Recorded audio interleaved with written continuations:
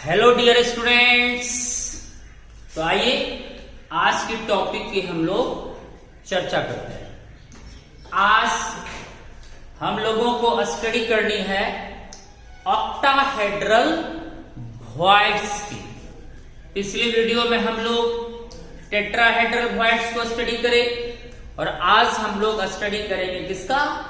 Octahedral voids की।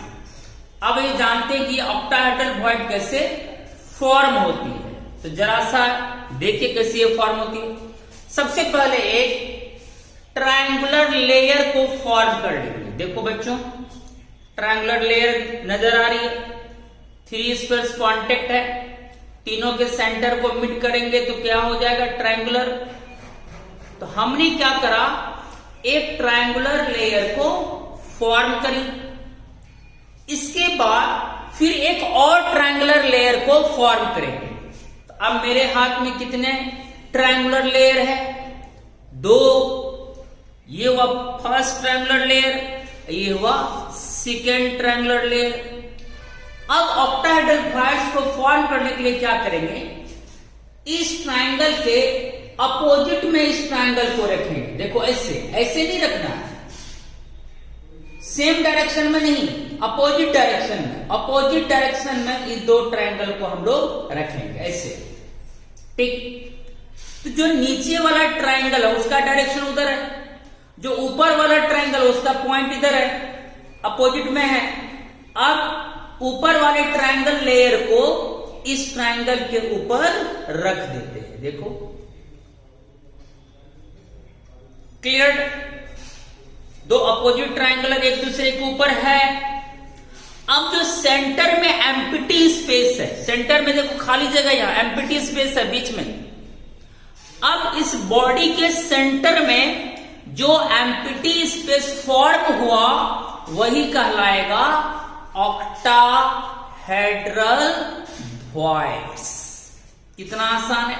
देखो वही तस्वीर मैंने यहां भी बनाई है, नीचे में एक ट्रायंगल लेयर, ऊपर भी एक ट्रायंगुलर लेयर, दोनों देखो अपोजिट डायरेक्शन में। जब इस ट्रायंगुलर लेयर के इसके ऊपर सेट कर देंगे तो यहां जो बीच में एम्प्टी स्पेस फॉर्म होगा सेंटर पे, वही कहलाएगा मेरा ऑक्टाहेड्रल वॉइड्स। क्लियर? अब बताओ, जो एटम इस ऑक्टाहेड्रल वॉइड को ऑक्युपाई करेगा वह एटम कितने स्फीयर्स के टचिंग में आ जाएगा? 6। जो एटम इस ऑक्टाहेड्रल वॉइड में होगा वह एटम ऊपर से 3 स्फीयर के टचिंग में और नीचे से भी 3 स्फीयर के टचिंग में। इसका मतलब जो एटम ऑक्टाहेड्रल वॉइड को ऑक्युपाई करता है वह एटम 6 एटम्स के टचिंग में होता है, इसलिए उसका कोऑर्डिनेशन नंबर हो जाएगा कितना बच्चों? 6। तो ऑक्टाहेड्रल वॉइड का कोऑर्डिनेशन नंबर होगा कितना? 6। जैसे इस वॉइड में जो भी एटम होगा वो तो इस 3 स्फीयर के टचिंग में होगा, फिर ऊपर से ये 3 स्फीयर टचिंग में होगा, कुल इतने कितने एटम्स के टचिंग में आ जाएगी? 6। तो ऑक्टाहेड्रल वॉइड का कोऑर्डिनेशन नंबर होता है 6। ठीक। इसका मतलब जो वॉइड 6 एटम्स से सराउंडेड होता है वही कहलाता है ऑक्टाहेड्रल वॉइड्स। इसी ऑक्टाहेड्रल वॉइड को एक और तरीके से हम फॉर्म कर सकते हैं ऐसे। देखो पहले हम क्या करेंगे, एक स्क्वायर फॉर्म कर लेंगे। देखो मेरे हाथ में क्या नजर आ रही है? स्क्वायर। 1 2 3 4 स्क्वायर को मैंने टचिंग कर दी, तो 4 स्क्वायर को टचिंग करके मैंने एक स्क्वायर लेयर बना ली। देख रहे हो मेरे हाथ में स्क्वायर लेयर है, 4 स्क्वायर इसमें आ गया। अब क्या करेंगे, एक स्फीयर इसके टॉप पर रख देंगे, टॉप पे 1 square at the top, 5 squares हो गए, 1 स्क्वायर एट बॉटम। ऐसे ये भी हो गया ऑक्टाहेड्रल ज्योमेट्री। नहीं, 2 तरह से, अपोजिट ट्रायंगुलर लेयर्स को रखकर भी हम ऑक्टाहेड्रल वॉइड को दिखा सकते हैं, या नहीं तो इसे 4 स्क्वायर को टचिंग करके स्क्वायर बना लेंगे। एक स्क्वायर टॉप पर रख देंगे, 5 हो गया स्क्वायर। एक स्क्वायर कहां रहेगा? बॉटम पे, 6 हो गया। अब जो बीच में एम्प्टी स्पेस है वो कहलाएगा ऑक्टाहेड्रल वॉइड्स। अब देखो जो बीच में एम्प्टी स्पेस है, खाली जगह है बीच में, वो भी 6 स्क्वायर से सराउंडेड है। यानी जो भी एटम सेंटर वाला एम्प्टी स्पेस में रहेगा वह 6 स्क्वायर के टचिंग में होगा, तो उसका कोऑर्डिनेशन नंबर 6 हो जाएगा। बहुत इमेजिन करो कैसे ऑक्टाहेड्रल वॉइड फॉर्म होती है। 4 गेंद स्क्वायर, एक ऊपर से गेंद, एक नीचे से गेंद, 4, 5, 6 एटम से सराउंडेड होता है कौन? ऑक्टाहेड्रल वॉइड्स, जिसका कोऑर्डिनेशन नंबर होगा कितना बच्चों? 6। अब एक लड़का हमसे क्वेश्चन करेगा, सर टेट्राहेड्रल वॉइड तो 4 एटम से बना था, तो एटम 4, तो नंबर ऑफ एटम 4 थे उसमें, तो उसका नाम था टेट्राहेड्रल वॉइड्स। लेकिन मैंने कल क्या कहा था कि नाम जो होता है कि वह वॉइड कितना फेस से सराउंडेड रहता है, कितना साइड से सराउंडेड होता है, उसके आधार पर नाम होता है। वह कल मैंने काउंटिंग करा था, जो टेट्राहेड्रल वॉइड होती है वह 4 फेसेस से सराउंडेड होता है, इसलिए नाम पड़ा उसका टेट्राहेड्रल वॉइड्स। और आज आपके मन में कंफ्यूजन होगा कि हाँ स्फीयर तो 6 ही है ऑक्टाहेड्रल वॉइड के अराउंड, तो नाम ऑक्टाहेड्रल क्यों पड़ा? हेक्साहेड्रल पड़ता। लेकिन देखो यहां पर जब आपने एक टॉप स्फीयर रखा और एक बॉटम स्फीयर रखा, देख रहे हो यहां पर, अब फेसेस काउंटिंग करें। अब फेस काउंटिंग करेंगे तो इससे पता चल जाएगा कि वॉइड का नाम ऑक्टाहेड्रल क्यों पड़ा। देखो फेस काउंटिंग करो, देखो बच्चों, 1 फेस, 2 फेस, 3 फेस, 4 फेस। देखो इस डायरेक्शन में 4 फेस आ गया, देखो यहां पर। उसी तरह ये इस डायरेक्शन में, नीचे वाला डायरेक्शन में 4 फेस आएगा, तो टोटल कितने फेसेस हो गए? 8। एक बार मैं और काउंट करके दिखाता हूं, नजदीक से देखो, 1 फेस, 2 फेस, 3 फेस, 4 फेस, फिर ये वाला 5 फेस, 6 फेस, 7 फेस, 8 फेस। यानी देखो 4 फेसेस ऊपर और 4 फेसेस नीचे, तो 4 फेस यहां पर है और 4 फेस यहां पर है, तो कुल कितने फेसेस यहां? 8। चूंकि जो एम्प्टी स्पेस है सेंटर पर वह 8 फेसेस से सराउंडेड है, इसलिए इसका नाम पड़ा ऑक्टाहेड्रल वॉइड्स। बोलो क्लियर है? अब आज के बाद अगर कोई क्वेश्चन करे कि ऑक्टाहेड्रल वॉइड कितने एटम से सराउंडेड होता है या कितने एटम्स के टचिंग में होता है, तो आप 8 नहीं बोलना, 6 बोलोगे। 6 एटम के टचिंग में होता है। लेकिन नाम ऑक्टाहेड्रल क्यों है? क्योंकि ये 8 फेसेस से सराउंडेड है, इसलिए नाम पड़ा इसका ऑक्टाहेड्रल वॉइड्स।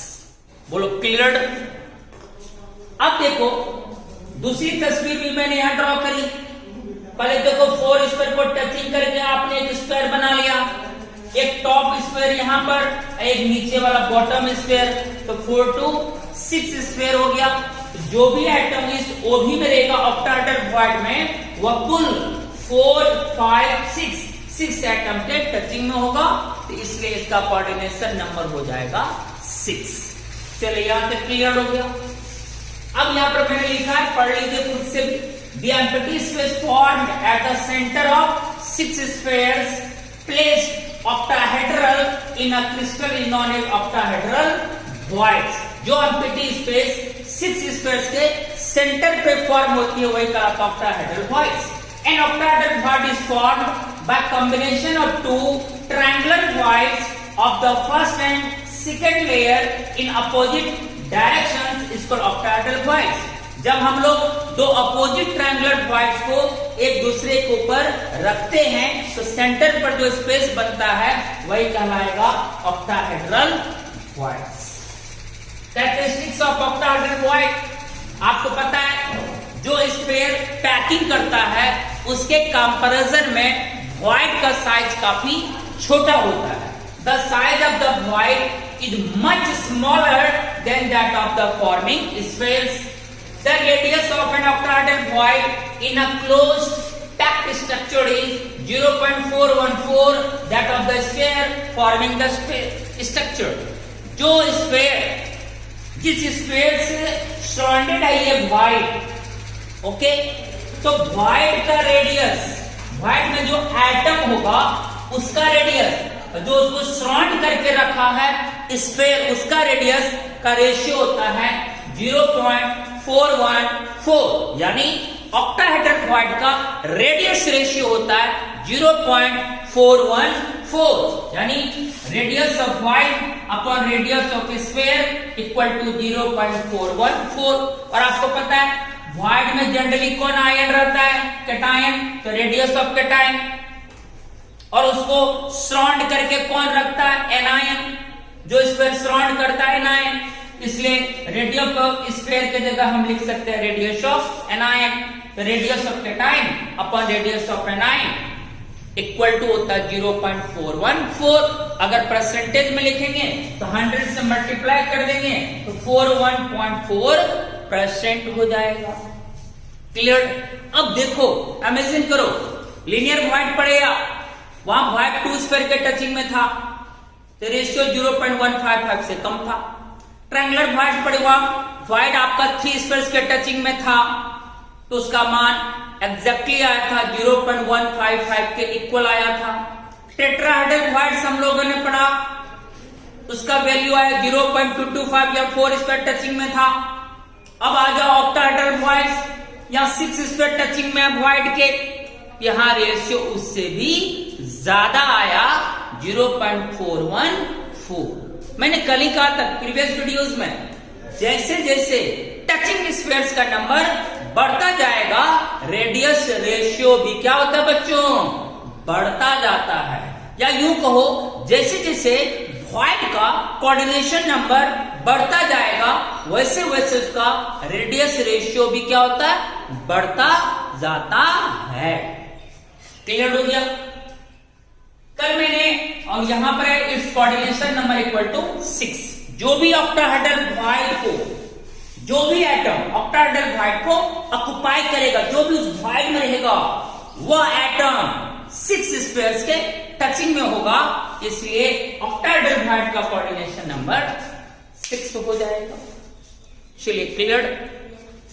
ये पॉइंट देखो एनबी में कल मैंने क्या कहा था, कोई भी यूनिट से जितने एटम से पैकिंग किया जाता है जब उसका डबल नंबर होता है टेट्राहेड्रल वॉइड्स का, जो मैंने करके भी दिखाया था। अगर किसी पैकिंग में एटम्स का नंबर n है तो टेट्राहेड्रल वॉइड कितना होगा बच्चों? 2n। उसी तरह यहां देखो क्या है, अगर किसी पैकिंग में एटम्स का नंबर n है तो ऑक्टाहेड्रल वॉइड भी n होगा। यानी एक स्फीयर एक ऑक्टाहेड्रल वॉइड को फॉर्म करता है।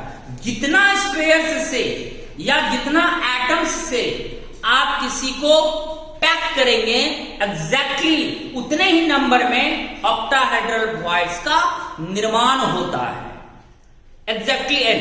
अगर मानो किसी पैकिंग में एटम्स का नंबर n है तो ऑक्टाहेड्रल वॉइड भी n होगा, लेकिन टेट्राहेड्रल वॉइड कितना हो जाएगा? 2n। अब जैसे कल मैंने सिंपल क्यूबिक यूनिट सेल का बताया था, उसमें एटम का नंबर 1 तो टेट्राहेड्रल वॉइड 2n हो गया था, 2 गुना 1 2, लेकिन ऑक्टाहेड्रल वॉइड 1 ही होगा। अब आ जाओ बीसीसी में, बीसीसी में नंबर ऑफ एटम 2 तो टेट्राहेड्रल वॉइड होगा 4, लेकिन ऑक्टाहेड्रल वॉइड 2 ही होगा। एफसीसी में नंबर ऑफ एटम 4 तो टेट्राहेड्रल वॉइड हो जाएगा 8 जस्ट डबल, लेकिन ऑक्टाहेड्रल वॉइड कितना हो जाएगा? 4। जितना एटम उतना ही होता है ऑक्टाहेड्रल वॉइड, और उसका डबलिंग नंबर होता है टेट्राहेड्रल वॉइड्स का। आप कहेंगे सर ये कैसे? तो मैं जो अगला वीडियो यानी कल का जो वीडियो आएगा उसमें हम आपको बनाकर दिखाएंगे कि कैसे एटम्स के बराबर ऑक्टाहेड्रल वॉइड हो जाता है।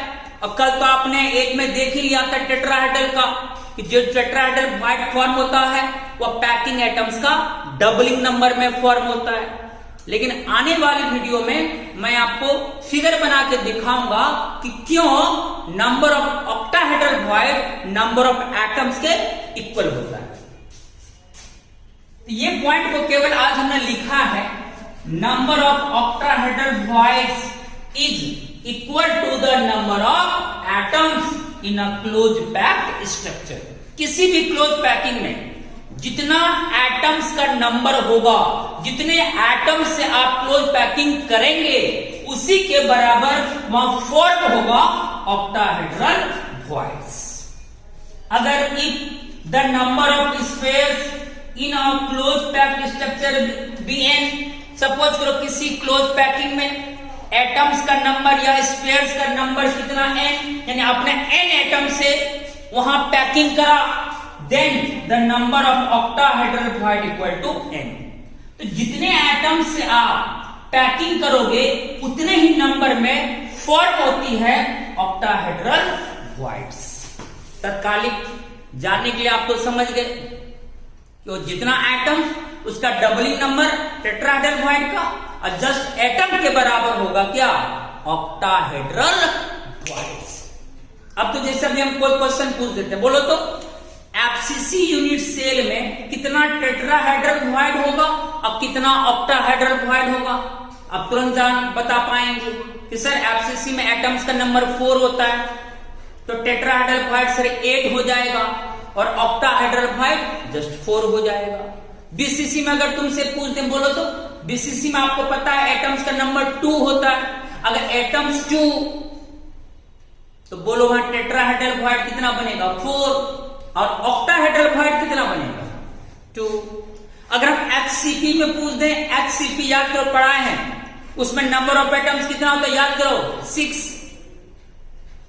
तो एचसीपी में एटम्स का नंबर 6, यानी 6 एटम्स से वहां उसको पैकिंग किया जाता है, तो पैकिंग एटम का नंबर 6, तो टेट्राहेड्रल वॉइड 12 और ऑक्टाहेड्रल वॉइड 6 हो जाएगा। कितना मस्त है, क्लियर। इसको हम ड्राइंग भी करके दिखाएंगे। चलिए यहां तक फुल्ली क्लियर हो गया। अब हम लोग ये जो रेडियस रेशियो है ऑक्टाहेड्रल वॉइड की, इसको हम लोग प्रूव करते हैं। ओके बच्चों, चलिए एक काम करिए, पहले आप इसका स्क्रीनशॉट ले लीजिए, क्योंकि कभी कभी भूल जाते हैं स्क्रीनशॉट दिलाना। चलिए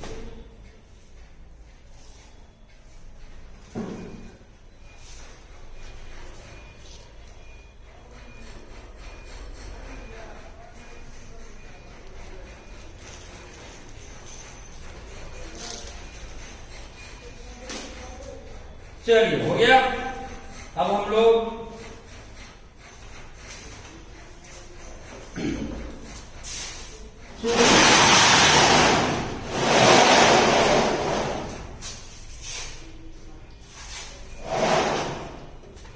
अब आओ radius ratio of an octahedral void.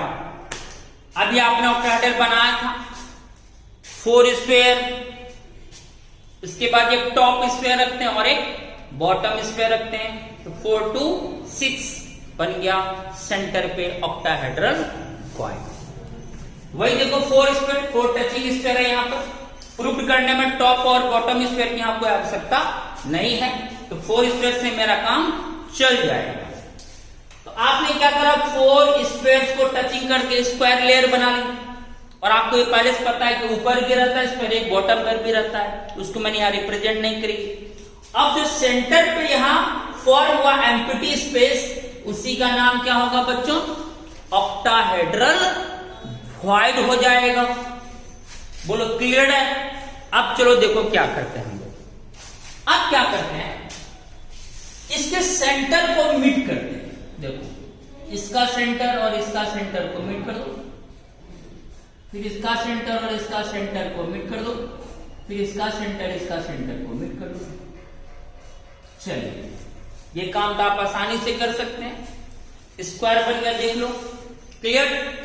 एक काम करते हैं, नाम दे देते। ये हो गया स्फीयर ए, ये हो गया स्फीयर बी, ये हो गया स्फीयर सी, ये हो गया square D, A B C D. आसान है, आप लोग चाहे तो कॉपी में खुद से भी कर सकते हैं। एबीसीडी होगी। अब क्या करते हैं, एक बॉडी डायगोनल ड्रॉ करते हैं। बॉडी डायगोनल मीन्स बॉडी के सेंटर से जाएगा और अपोजिट कॉर्नर वहां मीट करता है। तो एक बॉडी डायगोनल को अभी हम ड्रॉ करने जा रहे हैं। देखो, ए से सी के बीच एक मैंने लाइन ड्रॉ कर दी। देखो, ये बॉडी डायगोनल होगा। क्यों? क्योंकि ये तो पूरा बॉडी के सेंटर से गया। ये क्या हो गया बच्चों? Body diagonal. मैंने ड्राइंग कर दी। क्लियर? और आपको पता है स्क्वायर की सभी भुजाएं बराबर होती है। बताओ, ए बी की जो लेंथ होगी, ये लेंथ ए होगी, ये भी लेंथ मेरा बी सी क्या होगी? ए होगी। अगर हम एक लेंथ ए मान लें, ये भी ए, ये भी ए, सभी क्या होगा? ए हो जाएगा। इसमें तो कोई कंफ्यूजन है ही नहीं आपको। अब यहां तो क्लियर हो गया। अब बताओ, अगर मैं इसी तस्वीर को थोड़ा सा बगल में ड्रॉ करूं ताकि आपको अच्छा लगे देखने में। देखो, ये जो ट्रायंगल फॉर्म हुआ ए बी सी, मैं उसको यहां पर ड्राइंग कर रहा हूं, ए बी सी को। देखो,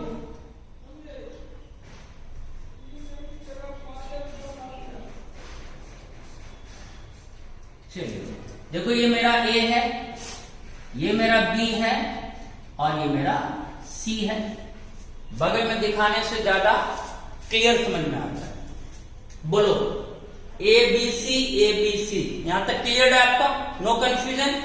ठीक। अब बताओ, ये जो लेंथ है ए बी की, वो कितनी है बच्चों? ए। और ये एंगल बोलो कितना होगा? 90। और ये 90 के सामने का ये भुजा कितना होगा बोलो? एच। हाइपोटेनियस हो जाएगा ये एच। अगर हम इसको थीटा मान लें, इसके सामने ये लंब हो जाएगा और जो बच गया ये क्या हो जाएगा? आधार हो जाएगा। क्लियर? ये 90 है। देखो, 90 के सामने यही है मेरा बॉडी डायगोनल, ये हाइपोटेनियस का काम करेगा। ये मेरा लंब हो गया और ये मेरा आधार हो गया। कोई दिक्कत नहीं है। देखो, साफ सुथरा है, क्लीन है एकदम। अब पाइथागोरस का नाम लगा सकते हैं। बोलो क्या होता है? अब लिखते हैं in triangle A B C, in triangle A B C, मैं मेरा हाइपोटेनियस कौन है? एच।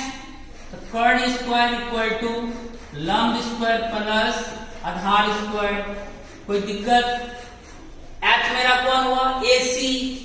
तो एच स्क्वायर की जगह क्या लिखेंगे बच्चों? ए सी स्क्वायर। पी मेरा कौन हुआ? ए बी, यहां लिखेंगे ए बी स्क्वायर। बी मेरा कौन हुआ? बी सी, तो प्लस लिख देंगे हाँ बी सी स्क्वायर। क्लियर? अब आ जाओ, ए सी स्क्वायर इक्वल टू, अब बताओ ये जो ए बी है उसकी एज लेंथ क्या है? ए बी स्क्वायर की जगह ए स्क्वायर। बीसी का भी एज लेंथ क्या होगा? ए। बीसी स्क्वायर की जगह क्या होगा बच्चों? ए स्क्वायर इक्वल टू कितना हो गया? 2a square. अब बताओ ए सी इक्वल टू क्या हो जाएगा? √2a। इसको हम मान लेते हैं इक्वेशन 1। बोलो क्लियर? कोई परेशानी नहीं है। अब बताओ एसी, देखो एसी यहां देखो, ए सी बीच में वॉइड है। एक काम करते हैं, हम यहां बगल में बना देते हैं। ये मेरा हो गया ए, बीच में यहां मेरा क्या बच्चों? वॉइड, और यहां मेरा कौन है बच्चों? सी। ठीक है, क्लियर है एकदम? यही मेरा है, ये मेरा ए है, ये मेरा सी। क्लियर? ए सी आराम से देख लो, ए सी ये बॉडी डायगोनल है ए सी। और ये देखो ए सी बीच में जो वॉइड है, ये तीनों एक दूसरे को क्या कर रहा है बच्चों? टच कर रहा है। तीनों एक दूसरे के कॉन्टैक्ट में है। एक कॉन्टैक्ट है वॉइड का, फिर वॉइड कॉन्टैक्ट है किससे? सी स्फीयर से। तीनों एक दूसरे के टचिंग में है। अब बताओ यहां स्फीयर का रेडियस कैपिटल आर, और यहाँ जो वॉइड है इसका यहाँ तो पूरा हो गया, ये डायमीटर हो जाएगा। अब वॉइड का रेडियस को हम मानते हैं स्मॉल आर, तो बोलो यहाँ डायमीटर कितना हो जाएगा वॉइड का बच्चों? 2r। अब फिर यहाँ स्फीयर का रेडियस यूज होगा r, तो बताओ AC इक्वल टू क्या हो जाएगा? Capital R plus 2r plus capital R हो जाएगा। बोलो एकदम क्लियर? तो यहां पर क्या है नाउ, अब जो बॉडी डायगोनल है AC, हम लिख सकते हैं AC equal to radius of A square capital R plus void का डायमीटर 2 स्मॉल r प्लस फिर C स्क्वायर का रेडियस कैपिटल R, अब हो जाएगा 2 into capital R plus 2 into small r। इस तरह से हो जाएगा AC इक्वल टू 2 कॉमन ले लेंगे तो R प्लस R हो जाएगा। कोई दिक्कत है क्या? अब आओ इसको मैं मान लेता इक्वेशन नंबर 2। इक्वेशन कितना मान लिए? 2। मजा है, बहुत एकदम इजी कॉन्सेप्ट है। अब बताओ फ्रॉम इक्वेशन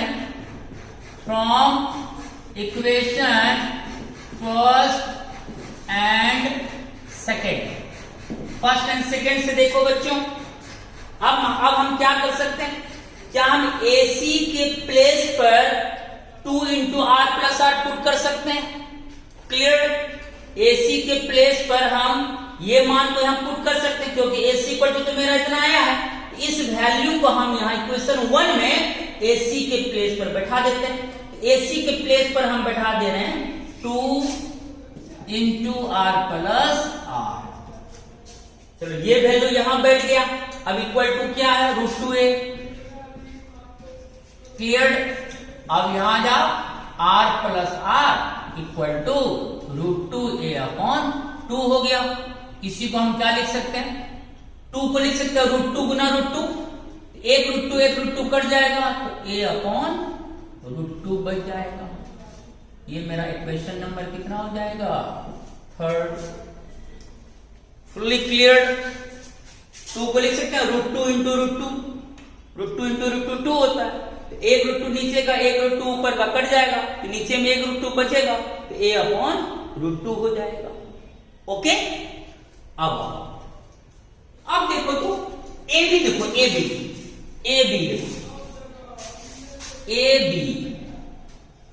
इक्वल टू क्या लिख सकते हैं हम बताओ? देखो AB इक्वल टू क्या लिख सकते हैं? मैं कहीं पर अगर डिजाइन कर दूं AB, या यहीं पर है जैसे यहां पर देखो A का रेडियस कैपिटल R, फिर B का भी रेडियस कैपिटल R हो जाएगा। A स्क्वायर का रेडियस R, फिर B स्क्वायर का रेडियस R। बताओ AB डिस्टेंस कितना हो जाएगा? R plus R equal to 2R। AB equal to होगा R plus R equal to 2R। एकदम आसान है। दोनों स्क्वायर कांटेक्ट में, दोनों के रेडियस ऐड कर देंगे, AB की डिस्टेंस निकल जाएगी 2R। अब बताओ ये जो AB है, AB तो मेरा एज लेंथ हुआ A, तो क्या हम AB को एज लेंथ A लिख सकते हैं? AB तो मेरा A ही हुआ, एज लेंथ हुआ AB के प्लेस पर हम यहाँ स्मॉल a लिख सकते हैं, इक्वल टू कितना होगा? 2R। It implies that R equal to होगा A अपॉन 2। ये हुआ इक्वेशन नंबर 4। बहुत आसान है, कुछ भी नहीं है इसमें। अब डिवाइड कर दो। इक्वेशन 3rd को डिवाइड कर देना है इक्वेशन 4 से। चलो इक्वेशन 3rd यहाँ, इक्वेशन 4 यहाँ। इक्वेशन 3rd का लेफ्ट साइड देखो क्या है? R plus R upon equation 4 का लेफ्ट साइड क्या है? R equal two equation 3rd का राइट साइड क्या है? A अपॉन √2 अपॉन, और इक्वेशन 4th का क्या है? A upon 2। चलिए यहां तक बहुत आसान मैथमेटिक्स है, चाहे वो बायो वाले हो या मैथमेटिक्स वाले, आसान मैथमेटिक्स है। अब यहाँ R कट जाएगा तो 1 plus small r upon capital R होगा, इक्वल टू होगा। अब देखो इसको ठीक करते हैं, A अपॉन √2, 2 ऊपर चला जाएगा अपॉन ए कट गया। अब यहां पर क्या हो गया, 2 ऊपर बचा तो 2 को लिख सकते हैं √2 इंटू √2 अपॉन नीचे में भी है क्या √2, एक √2 कट गया बच्चों। अब यहां देखो क्या बचा, small r upon capital R, right side यहां √2 बच गया। क्लियर। ये जो 1 है 1 उधर जाएगा तो क्या हो जाएगा √2 माइनस 1 हो जाएगा। चलिए यहां तक एकदम आसान है। अब small r upon capital R equal to, बोलो √2 का मान कितना होता है, बोलो 1.414 माइनस क्या बच्चों 1, इस तरह से आ गया r upon r equal to 0.414। क्या हो गया बच्चों, प्रूव्ड हो गया। तो ऑक्टाहेड्रल क्वाड्स का रेडियस रेशियो होता है कितना 0.414। स्मॉल आर क्या हुआ, radius of void, capital R हुआ रेडियस ऑफ स्फीयर। जिस स्फीयर ने इस वॉइड को फॉर्म किया, अर्थात वॉइड जिस स्फीयर से सराउंडेड है उस स्फीयर का रेडियस क्या हो गया बच्चों, कैपिटल आर। क्लियर। इसी को हम लोग ऐसे भी लिख सकते हैं, वॉइड का रेडियस, तो वॉइड में कौन रहता है, कौन आयन, जनरली कैटायन, इसलिए स्मॉल आर के प्लेस पे लिख सकते हैं रेडियस ऑफ कैटायन अपॉन, और उसको सराउंड करके कौन रखा है स्फीयर, तो कौन स्फीयर, एनायन, तो कैपिटल आर की जगह लिख सकते हैं radius of anion equal to 0.414। चलिए चमका, फुल्ली चमका, कोई परेशानी नहीं है, इजी मैथमेटिक्स था, कोई भी समझ सकता है इसको, इसलिए हमने अच्छी तरह से हर चीज आपको बताने की कोशिश की। ठीक है बच्चों, चलिए इसका भी स्क्रीनशॉट ले लीजिए 10 सेकंड्स में।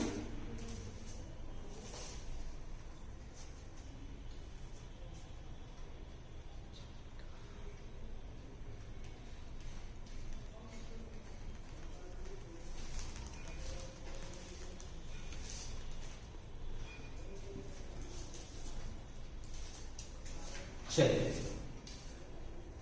इस तरह से आप सभी वॉइड्स का रेडियस रेशियो को कैलकुलेट कर लिए। अब जो नेक्स्ट वीडियो आएगा यानी कल, उसमें बेहतरीन चीज बताने वाले हैं। उसमें हम बताने वाले हैं कैसे ऑक्टाहेड्रल वॉइड कैसे क्रिएट होता है और कहां पर होता है, और इस तरह से हम लोग इसका कंक्लूजन निकालेंगे।